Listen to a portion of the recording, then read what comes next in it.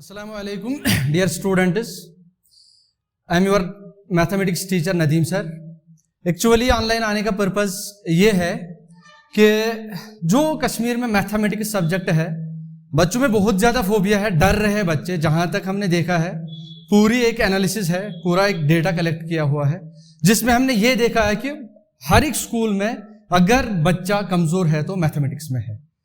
तो इस रीज़न से हमने सोचा कि हम आपके लिए एक इनिशिएटिव लाते हैं, जिसमें हम अपनी तरफ से ट्राई करते हैं, अपना बेस्ट देने की कोशिश करते हैं, ताकि ये जो मैथमेटिक्स का फोबिया है बच्चों में वो दूर हो जाए।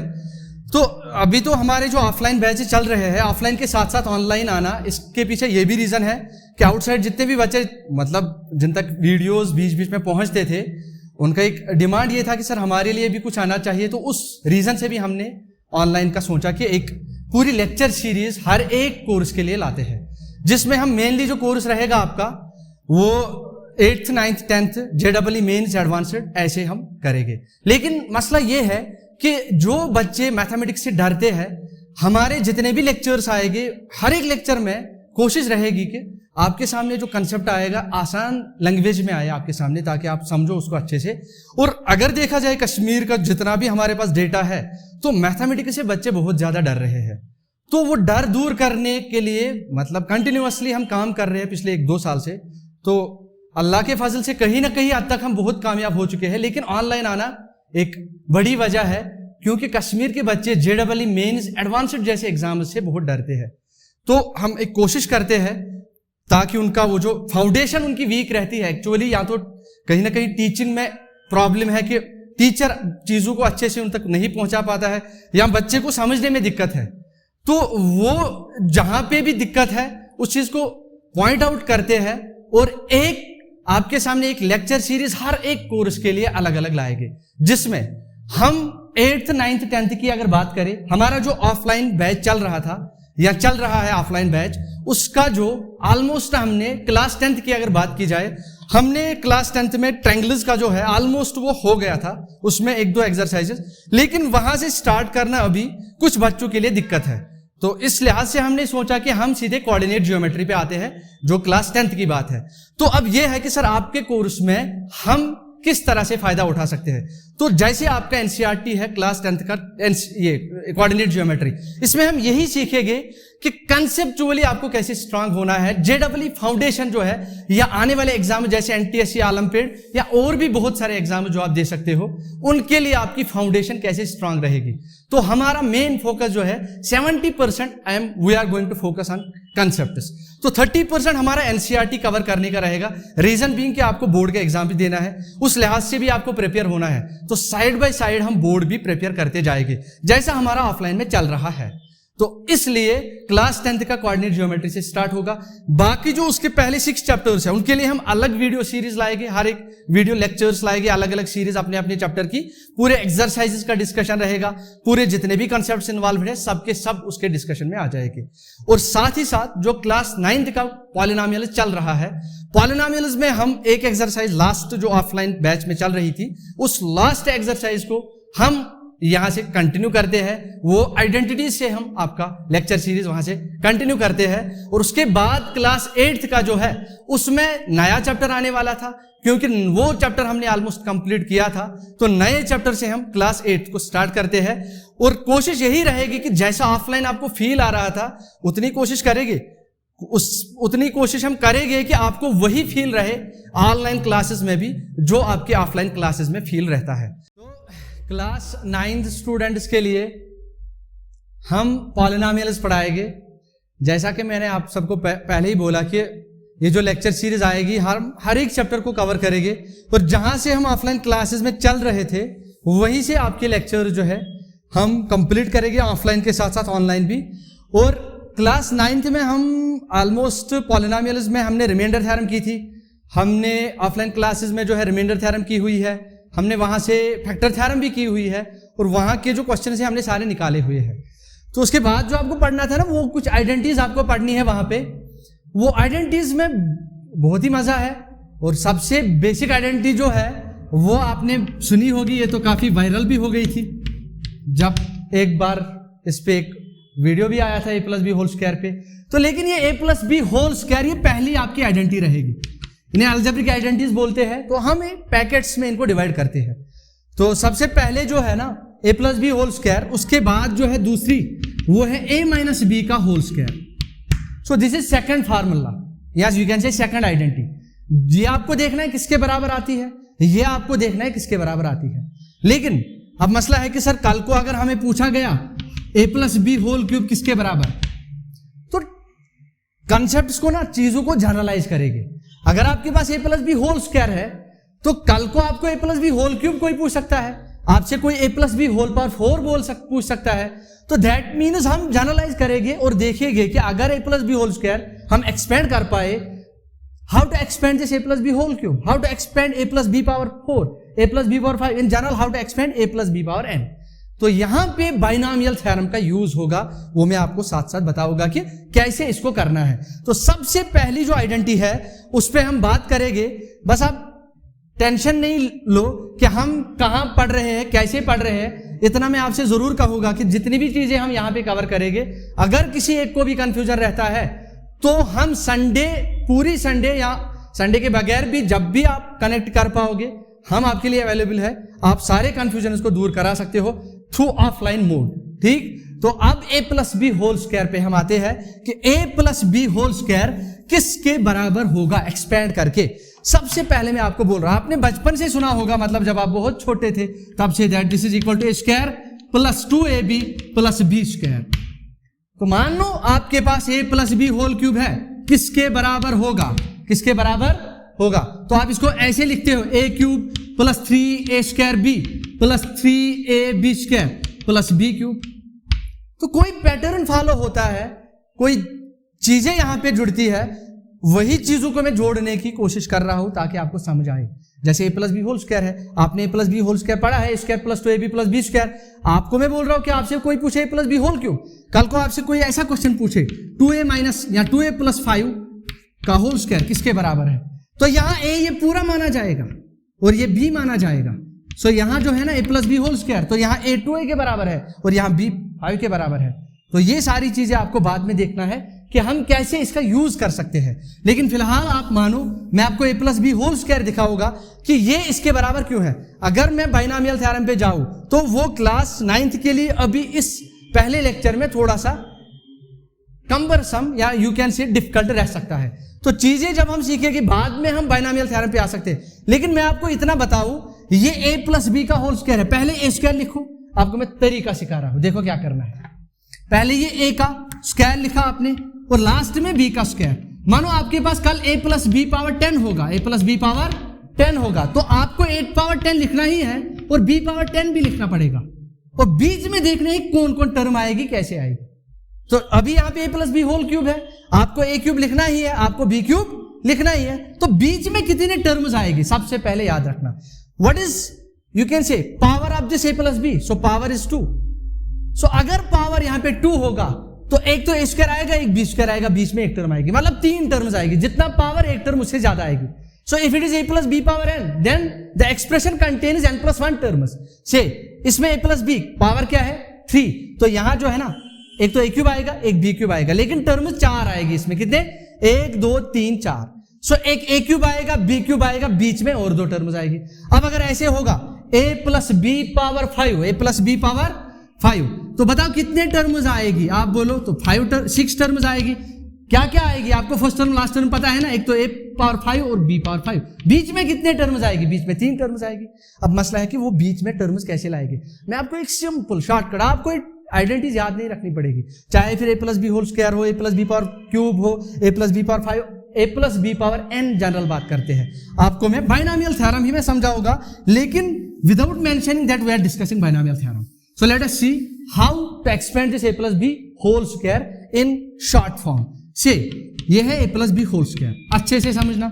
अगर किसी को कंफ्यूजन है, अगर किसी को दिक्कत है, समझ नहीं आ रहा है, वो हमें मैसेज करके बता सकता है कि हमें यहाँ पे कंफ्यूजन है। आप कमेंट में लिख सकते हो कि सर यहाँ पे दिक्कत है, यहाँ हमें समझ नहीं आ रहा है। तो उस चीज को लेके हम कंफ्यूजन, वो डाउट सेशन हम जो आपके सामने लाएंगे, उसमें वो सारे डाउट्स हम रखेंगे जहां जहां आपको डाउट है और जहां जहां से डाउट आ रहे हैं। सो सपोज ए प्लस बी होल स्क्वायर है, देखो करना क्या है, पहले यहां पे ए है तो लिखो ए स्क्वायर, लिखा ए स्क्वायर, उसके बाद ये ए और बी है और यहां पावर क्या है 2, तो आप लिखो 2 और ए बी। देखो क्या करना है, अगर नहीं आ रहा है ना समझ, मैं आपको समझा रहा हूं। ये ए का स्क्वायर आपने लिखा, ठीक, उसके बाद सर क्या लिखना है आपने बोला, फिर ये ए बी से बनेगा, जो भी नेक्स्ट टर्म आएगी ना उसमें ए बी होगा बी भी होगा, तो मैं आपको बोल रहा हूं लिखो ए बी, ऐसे लिखो। अब ऐसा क्यों, देखो ए का कितना पावर है, ए का पावर है 2, अब ए में एक पावर घटाओ तो कितना पावर रहेगा ए के पास, एक पावर, अब वो एक पावर दे दो बी को तो बी के पास एक पावर आएगा, तो ये आएगा ए बी। अब उसके बाद अब ए में से और एक पावर घटाओ, देखो ए के पास कितना क्या पावर था 2 था, अब ए में से एक पावर घटाओ, ए के पास एक बचा, वो बी को दे दो तो बी के पास भी एक पावर आ गया। अब ए के पास एक पावर है वो भी उसको घटाओ, मतलब वो भी बी को दे दो तो पूरा पावर बी को जाएगा, तो बी का पावर पूरा जाएगा। मानो ये इन दोनों के बीच में जंग है, ए और बी के बीच में, ए का पावर रिड्यूस होगा बी का इंक्रीज होगा, तो as the power of a reduces the power of b increases. आप यहां पे देख सकते हो ये ए का पावर पहले 2 था, यहां पे ए का पावर 1 और बी का पावर 1, और उसके बाद ये ए का पावर भी चला गया, सारा बी को गया। अब मसला है यहां पे 2 कहां से आ रहा है, ये जो अच्छा बाद में मैं आपको बोलूंगा यहां पे कुछ आएगा उसको याद रखना, ये मैं बाद में बोलूंगा। इसी तरह मैं इस पे बात करता हूं, ए प्लस बी का होल क्यूब, ए प्लस बी का होल क्यूब। चलो इसको देखते हैं कि इसके साथ क्या होगा। देखो पहले सारा पावर किसको जाएगा, ए को जाएगा, तो मतलब ये ए क्यूब आएगा, उसके बाद ए में से एक पावर कम तो ए को एक पावर कम, वो कहां जाएगा बी को जाएगा उसके, लेकिन यहां पे याद रखना, रिमेंबर दिस थिंग, थोड़ी थोड़ी स्पेस डालनी है, यहां पे कुछ आएगा लेकिन उसके बाद वो जो कुछ आएगा ना वो कोएफिशिएंट है, वो मैं आपको बताऊंगा कहां से आएगा। ये ए क्यूब, फिर ए में से एक पावर कम, ए स्क्वायर बचा, और ये बी, क्लियर। अब बोलो इसके बाद अब एक और पावर ए का कम होगा तो ए के पास कितना पावर रहेगा, एक रहेगा पावर ए के पास, और बी के पास कितना रहेगा, बी का एक ज्यादा होगा तो बी का स्क्वायर आएगा।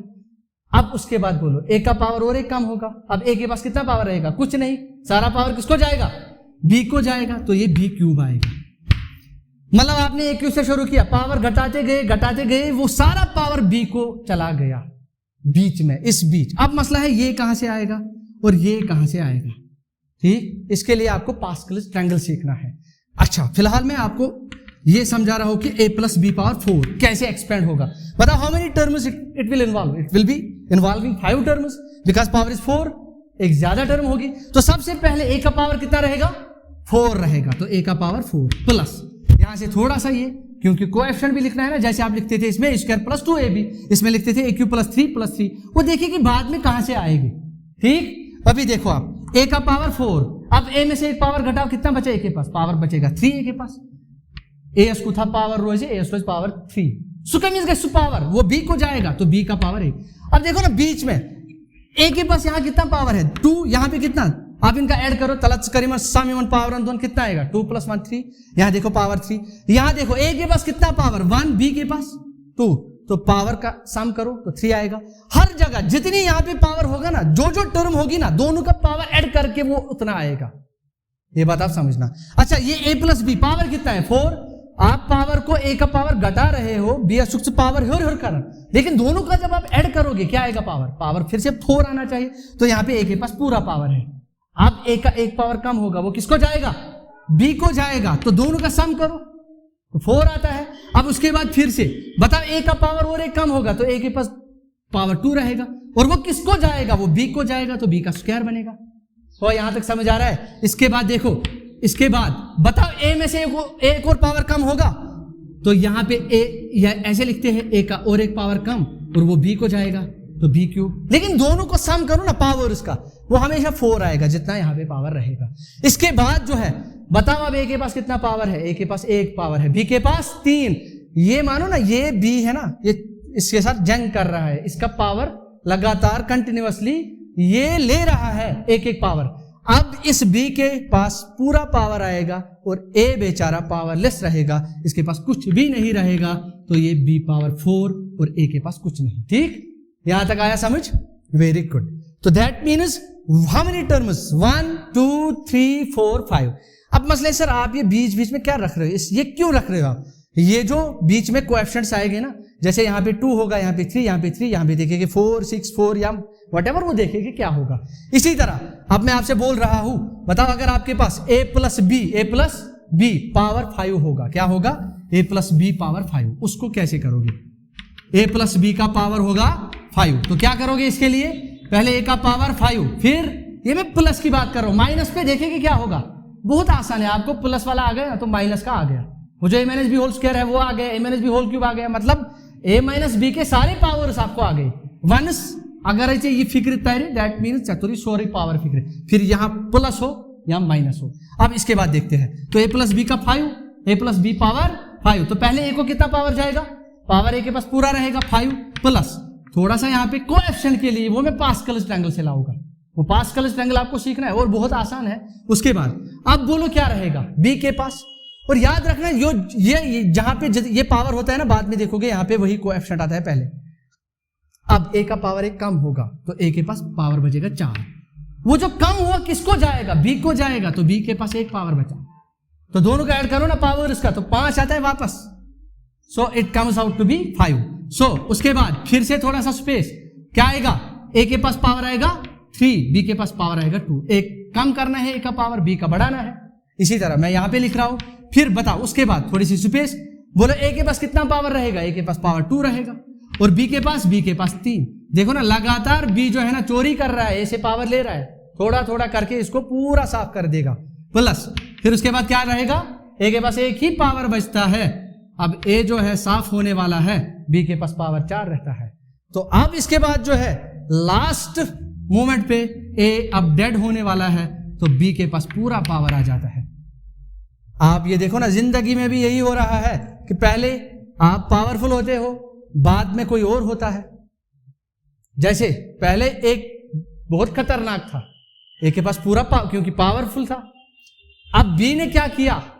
साइड बाय साइड बी ने इतना काम किया कि ए का पावर जो है ना पूरा उससे छीन लिया, तो बी पावरफुल। यही कंपटीशन होता है, आपका जो कंपटीशन आने वाला है ना, बस यही लगातार आपको स्टूडेंट से कंपीट करते जाना है। वो कंपीट तब कर पाओगे जब मेहनत करोगे। आप अगर मेहनत नहीं करोगे तो कुछ फायदा नहीं मिलेगा आपको। तो कंटिन्यूअसली आपको मेहनत करनी है। एक जितने भी लेक्चर्स आएंगे सब लेक्चर्स को आपने साइड बाय साइड नोटबुक बनानी है उनकी, अच्छे से सारे लेक्चर्स हम कवर करेंगे। आपका पूरा 9th का जो कोर्स है ना, और इनफैक्ट जो चैप्टर्स हमने ऑफलाइन में पढ़े हुए हैं ना, उन चैप्टर्स का भी हम अलग वीडियो सीरीज आपके सामने लाएंगे, ताकि एक तो आपको फायदा मिल ही रहा है, आपको रिवीजन भी हो रहा है, और साथ साथ जितने भी आउटसाइड स्टूडेंट्स हैं, चाहे वो जम्मू कश्मीर से हो या आउटसाइड, उनको भी फायदा मिले। इसलिए आपका रिवीजन फिर से उन चैप्टर्स का होगा, उनके लिए अलग वीडियोस लाएंगे। तो अब मसला बचा, अब तो a प्लस बी का कोई भी पावर हो ना, पावर 4 हो, 5 हो, 6 हो, 7 हो, कुछ भी हो, आप आराम से ये लिख सकते हो इसमें कितने टर्म्स है। लेकिन मसला ये है कि सर ये गैप्स कैसे फिल करेंगे? ये गैप्स फिल करने के लिए आपको पास्कल ट्रायंगल चाहिए। तो एक बार पास्कल ट्रायंगल पे मेहनत करो, समझ नहीं आ रहा तो वी आर अवेलेबल हियर, आप आ सकते हो, हमारे पास आ सकते हो, हम आपको समझाएंगे पास्कल ट्रायंगल कैसे काम करता है। और यहां अगर आपको दिक्कत हो रही है, प्रैक्टिस करते जाओ, अपने डाउट, अपने कंफ्यूजन हम तक भेजते जाओ, हम आपको साथ साथ उन डाउट्स का कंफ्यूजन दूर कराएंगे, आपके डाउट्स क्लियर करेंगे। अब इसके बाद हम जाते हैं इस वाले पॉइंट पे कि अगर आपके पास, अच्छा मैं रैंडमली एक क्वेश्चन आपसे पूछ रहा हूं, बता अगर a प्लस बी का पावर 7 होगा, कैसे होगा, कितने टर्म्स आएंगे? Very good, so 8 terms it will have. So the expansion of this a plus b power 7 contains how many terms? So it contains 8 terms. पहली टर्म a पावर 7, a के पास पूरा power, a powerful है। कौन इसका power मतलब खत्म करने वाला है? ये जो इसके बगल में बैठा है। इसी तरह जो आपके बगल में बैठा होता है उसी के साथ आपका कंपटीशन होता है, जैसे इस a का किसके साथ, या इस b का a के साथ। तो उसके बाद क्या होगा, थोड़ी सी स्पेस, किस लिए सर? कुछ इसके सामने भी आता है, जैसे 7 आएगा बाद में, आप देखोगे। इसी तरह हर एक क्वेश्चन पे स्टेप बाय स्टेप हमें सीखना है। पहले आप इसको एक्सपेंड करना सीखो। अब क्या होगा, अब a की पावर कम होगी, वो किसको जाएगा? a के पास 6 रहेगा पावर, वो b को जाएगा, तो b के पास 1 पावर आ गया ना इसका, ये b इसका दुश्मन आ गया इसके सामने। अब इसको लगातार a के पास पावर आएगा 5, तो b के पास 2 रहेगी और उसके बाद a के पास पावर 4, b के पास 3। इसी तरह बताओ इसके बाद क्या होगा, ए के पास 3, बी के पास 4 प्लस ए के पास 2, पावर कम हो रहा है ना, आखिरी सांस ए ले रहा है, प्लस ए के पास 1, बी के पास 6 प्लस ए के पास कोई पावर नहीं, पूरा पावर बी को चला गया। So this is how actually a plus b power n works. अब मसला है कि सर ये बोलो आप ये कोएफिशिएंट्स आप कैसे लाओगे। एक एग्जांपल में आपको समझाऊंगा, ए प्लस बी का होल स्क्वायर, अगर आपको चीजें वहां पकड़ में आती है तो दैट मीन्स आपके लिए काम आसान होता है।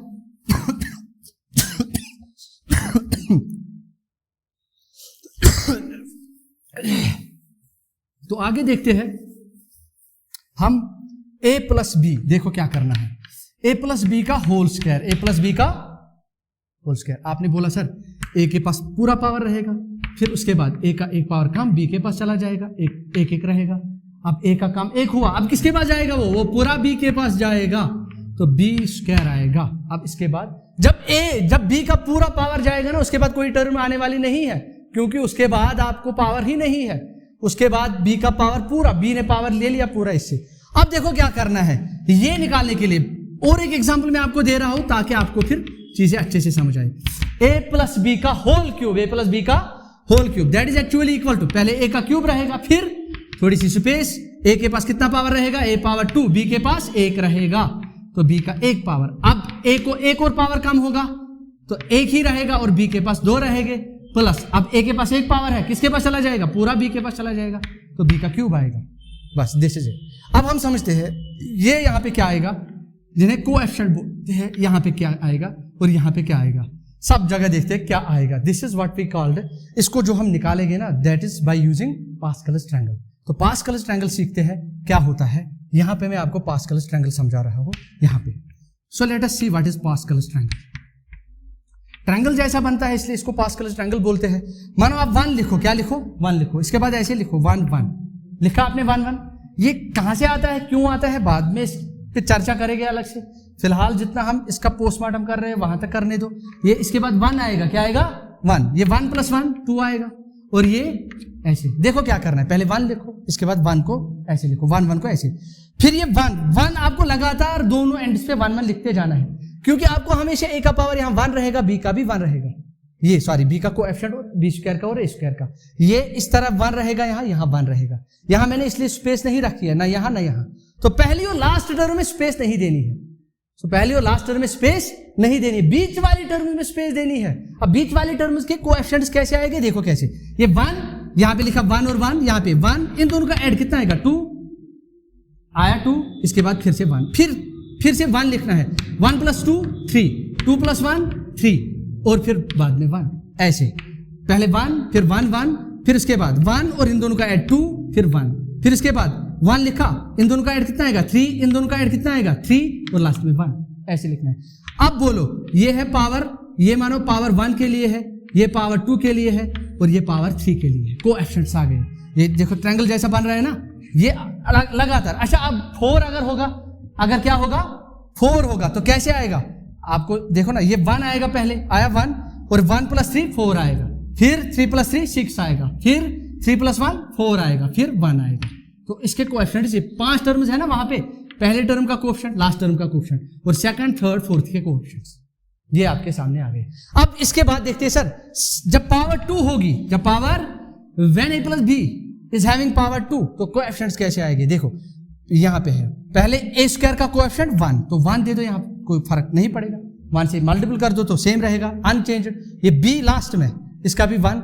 अब ये a b सेकंड टर्म का कोएफिशिएंट 2 आ गया, ये देखो, तो this is coefficient of second term. अब इसी तरह यहां जाते हैं, a³ जब पावर 3 होगा तो पहले टर्म का कोएफिशिएंट 1, तो 1 आएगा, यहाँ पे कुछ फायदा नहीं, तो और लास्ट टर्म का कोएफिशिएंट देखो 1 आएगा, तो बीच वाले टर्म का, सेकंड टर्म का कोएफिशिएंट 3 आएगा, थर्ड टर्म का कोएफिशिएंट 3 आएगा, और उसके बाद उसका 1 आएगा। वो समझ आया कि नहीं आया? सो दैट मीन, मगर ये बात याद रखना, जिस ऑर्डर में मैंने इनको लिखा ना, उसी ऑर्डर में लिखना है, तब जाके ये कोएफिशिएंट्स फिट बैठेंगे। अगर आपने अपने हिसाब से लिखा तो कोएफिशिएंट्स गलत बैठेंगे। फिर भी आपको अगर लगता है कि हमें यहां कहीं कंफ्यूजन रहता है, अच्छा लास्ट एग्जांपल मैं आपको दे रहा हूं, a + b power 4, a + b power 4, देखो कितना आसान हो गया, सारी चीजें आसान हो गई। ए प्लस बी पावर 4 क्या आएगा, पहला ए का पावर 4 आएगा, फिर बी ए का एक चला जाएगा, बी के पास एक रहेगा बी के पास। अब उसके बाद लेकिन यहाँ स्पेस देने, पहले और लास्ट में स्पेस नहीं देनी, इसके पास 2 बी के पास। और ये जो हम कर रहे हैं ना ये स्पेस, इसके कंसेप्ट से बाद में आएंगे, क्योंकि अभी हम उस बाइनोमियल थ्योरम को यहाँ डिस्कस नहीं कर सकते। वो तब कर सकते हैं जब आप में थोड़ा सा कंटेंट आपके पास, जब लैंग्वेज आएगी, बाद में ये चीजें आपको स्ट्रेक करती रहेगी, यहाँ पे ऐसा क्यों हो रहा था। और वही मुझे चाहिए जब आपका माइंड जो इस क्वेश्चन पे काम करेगी, ऐसा क्यों हो रहा है, हाउ थिंग्स वर्क। अगर आप ऐसे सोचोगे तब जाके आपके कंसेप्ट जो है बड़े अच्छे स्ट्रांग हो जाएंगे। तो ए के पास 2 पावर, बी के पास 2, अब ए का और चला जाएगा, तो ए के पास 1, बी के पास 3 पावर, अब और एक पावर चला जाएगा, ए का पूरा पावर चला गया, और लास्ट में आपको स्पेस नहीं डालनी। अब देखो कोएफिशिएंट्स मैंने आपको यहां से बोला है, ये क्या है, यहाँ पे 1 है, पास्कल्स ट्रायंगल में यहाँ पे फिर से लिख रहा हूं ताकि आपको समझ आए। पहले क्या लिखना है, पहले 1 लिखना है, उसके बाद यहाँ पे 1 1, उसके बाद 1 लिखा, 1 तो हमेशा लिखना है, फिर ये दोनों का ऐड, तो 2 ऐसे लिखना है, फिर थोड़ा सा छोटा लिखते हैं ताकि आप ये कंटेन कर पाओ, ये 1, उसके बाद 1 1, उसके बाद 1 2 1, उसके बाद बोलो 1 आएगा, वेरी गुड, फिर 3 आएगा, फिर 3 आएगा, है ना, फिर आएगा 1, उसके बाद 1 आएगा, फिर 4, 3 + 3 6, 3 + 1 4 और 1। तो ये जब डिग्री 4 होगी, जब डिग्री क्या होगी, या पावर जिसे आप बोलते हो, पावर जब 4 होगा तब कोएफिशिएंट, फर्स्ट टर्म का कोएफिशिएंट 1, क्लियर, सेकंड टर्म का कोएफिशिएंट 4, थर्ड टर्म का कोएफिशिएंट 6, फोर्थ टर्म का कोएफिशिएंट 4, लास्ट टर्म का कोएफिशिएंट 1। तो ये आपके सामने a + b पावर 4। नाउ अब मैं आपसे सबसे एक क्वेश्चन पूछता हूं, जो आप मुझे भेजिएगा through whatever sources you may have, मुझ तक वाया पहुंचना चाहिए कि आपने इसका कैसे किया, a + b पावर 7, इसका एक्सपेंशन निकालना है, और a + b पावर जो है 9, इसका एक्सपेंशन, ये 2 करके मुझे दे दो। इसके बाद आगे कंटिन्यू लेक्चर करेंगे, a - b देखते हैं हाउ इट वर्क्स, बस साइनस अल्टरनेट रहेंगे, बाकी तो सेम रहेगा, concept is as it is. तो बस आपने सीखा आज, जो इसमें ना एक होता है ना, वो ट्रेडिशनली याद रखना कि a + b whole square is a square + 2ab + b square, नहीं, आप एक मतलब चीजों को कनेक्ट करते जाओ कि ये कहां से आते हैं। आप इसमें मसला है कि सर पास्कल्स ट्रायंगल कहां से आया, कोएफिशिएंट्स कैसे आए, अब आपने वो एक्सपेंशन में एक पावर क्यों घटा दी, वो मतलब उस पर अलग से चर्चा होगी, अभी उतना यहां नहीं कर सकते। फिलहाल तो हम पहले सीखेंगे चीजों को कि हाउ दे वर्क, बाद में देखेंगे कि वो चीजें जो काम करती है उन तक पहुंचने के लिए हमें किन चीजों की जरूरत पड़ी, उनको अलग से सीखेंगे। तो इंशाल्लाह कल की वीडियो में हम फिर से आएंगे, इसी को कंटिन्यू करते हैं। आपका पॉलिनोमियल्स कुछ लेक्चर्स के बाद खत्म हो जाएगा, उसके बाद हम नेक्स्ट चैप्टर पे आ जाएंगे। तब तक अपना ध्यान रखिए, अल्लाह हाफिज।